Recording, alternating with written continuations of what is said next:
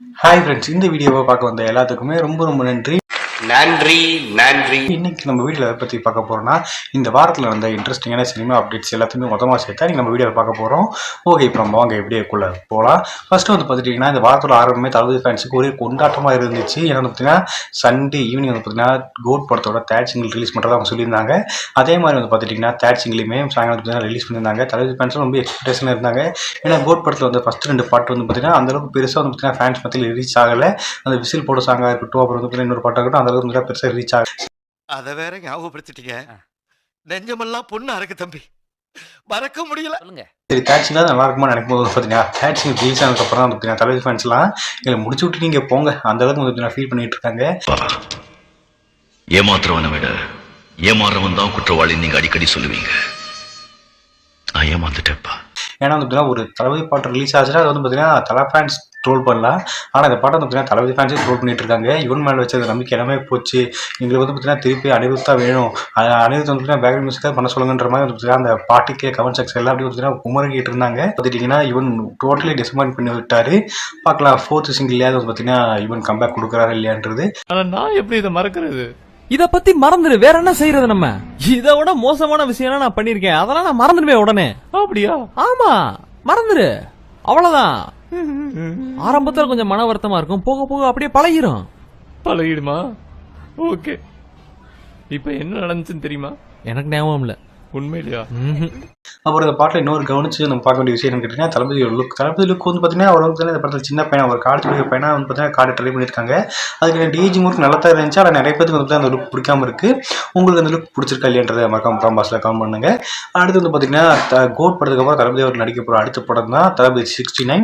அந்த படத்தை வந்து பார்த்தீங்கன்னா ஹெச் வினோத் இயக்க போகிறதா சொல்லிட்டு இருக்காங்க. 69 வந்து பார்த்துட்டிங்கன்னா பிரேமலு பட புகழ், மமிதா பைஜு ஆள் பார்க்கவே அவ்வளோ அழகாக இருப்பாங்க. ஐயோ என்ன அழகா இருக்க. பாவாடை தாவணியில பார்த்தா பரபரப்பா இருக்க, மாடர்ன் ட்ரெஸ்ல பார்த்தா ஒரு மார்க்க.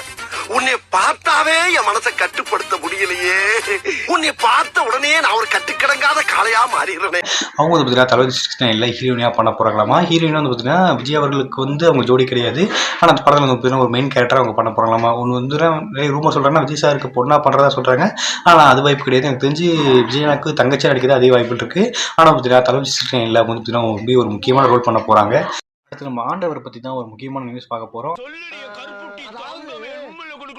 ஆண்டவருக்கு வந்து பார்த்தீங்கன்னா அடுத்தடுத்து மிகப்பெரிய லைனப்லாம் காத்துக்கிட்டு இருக்கு.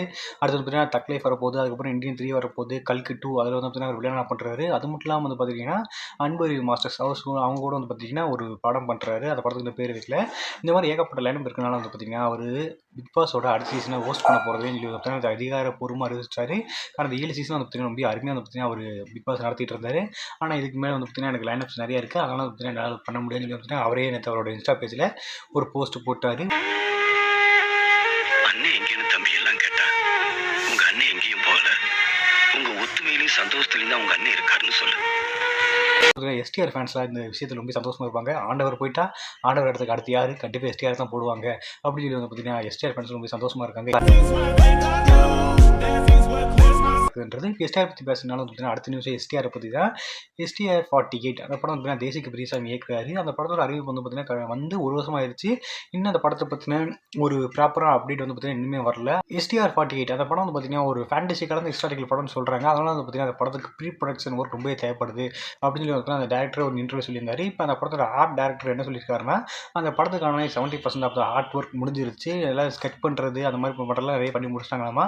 அதனால் 70% ஆஃப் த ஒர்க் முடிச்சிச்சு. இன்னும் 30% மட்டும் அவங்க முடிச்சிட்டாங்கன்னா ஒரு மிகப்பெரிய அப்டேட்டாக வருமா. அப்படி அந்த அப்டேட் வந்துச்சா இத்தனை நாள் வெயிட் பண்ணுறது கண்டிப்பாக ஒர்த்தாக இருக்குன்னு சொல்லி அந்த ஆர்ட் டேரக்டர் சொல்லியிருக்காரு. ஏன்னா அந்த எஸ்டிஆர் ஃபேன்ஸ் ரொம்ப காஞ்சி போயிருக்காங்க. ஏன்னா கடைசி வந்து பார்த்தீங்கன்னா பக்கத்தில் படம் ரிலீஸ் ஆனது. அதுக்கப்புறம் வந்து எஸ்டிஆர் பற்றி எந்த ஒரு பெரிய அப்டேட்டுமே வரல. இப்போ தான் வந்து தக் லைஃப் நடிக்கிறதா சொல்லியிருக்காரு. எஸ்டிஆர் தக் லைஃப் படத்தில் நடிக்கிறதா சொல்லியிருந்தாங்க. அந்த படத்தில் வந்து டப்பிங் பண்ணுற மாதிரி போஸ்ட்லாம் வந்துச்சு. அதில் பார்க்கும் ரொம்ப சந்தோஷமாக இருந்துச்சு. அது கூடிய சீக்கிரம் இந்த எஸ்டிஆர் 48 அப்டேட்டே விட்டாங்கன்னா எஸ்டிஆர் ஃபேன்ஸ் ரொம்ப சந்தோஷப்படுவாங்க, என்னையை சேர்த்து தான்.